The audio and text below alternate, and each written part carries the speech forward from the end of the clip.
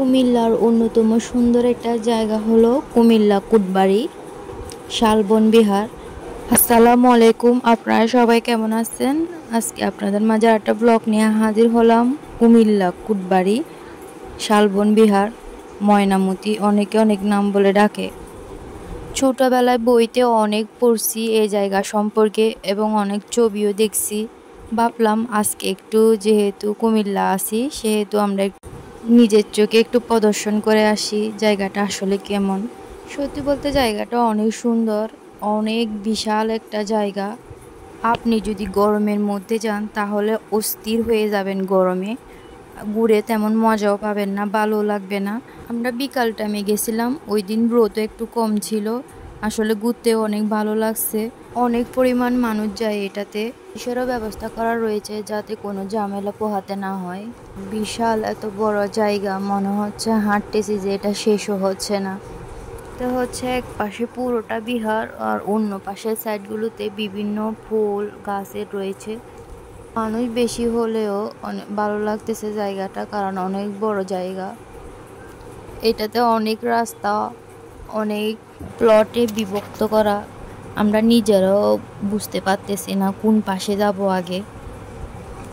দেখে মনে হচ্ছে সব পাশে একই রকম।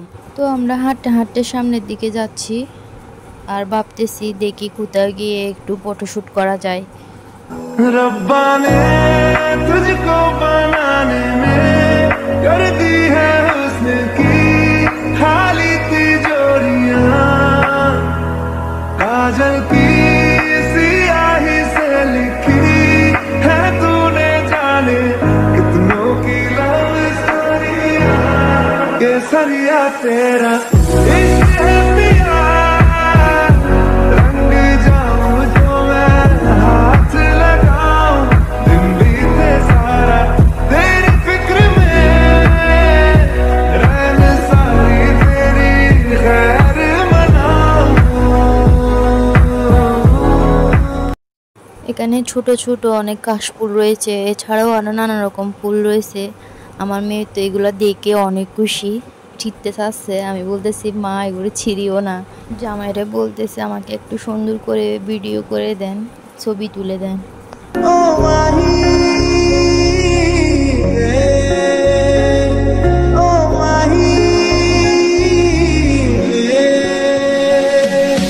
माही मैनू छड्डियो ना कि तेरे बिन दिल नहीं लगना,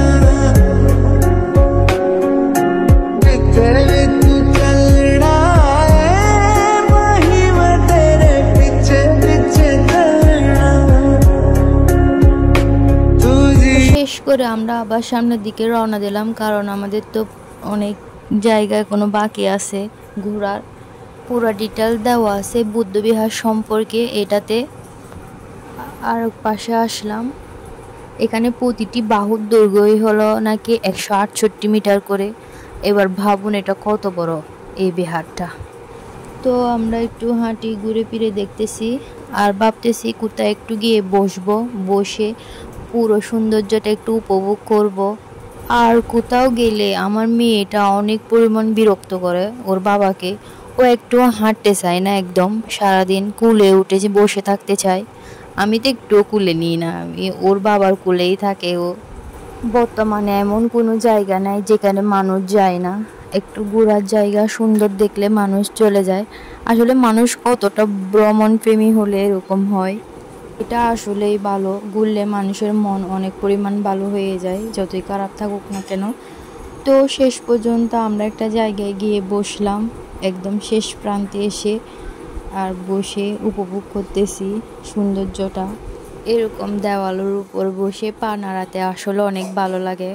আমার হাজব্যান্ড তো অনেক ভয় পাচ্ছে, বলতেছে দেখিও পড়ে যাবে এই সেই।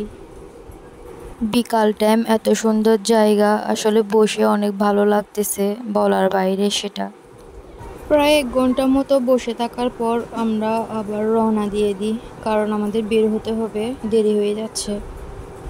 এত সুন্দর জায়গা, ইচ্ছা করতেছে সারাদিন বসে থাকি। ওয়েদারটাও অনেক ভালো, গরমও লাগতেছে না আবার ঠান্ডাও লাগতেছে না এরকম।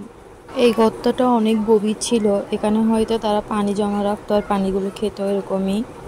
পিছনে এটা হচ্ছে আর একটা বিহার, আমরা ওটাতে যেতে পারি নাই কারণ দেরি হয়ে গেছে অনেক। মনে হলো ওটা আলাদা করে দেখার মতো কিছু নেই, এখানে সব বিহারগুলোই হলো একরকম।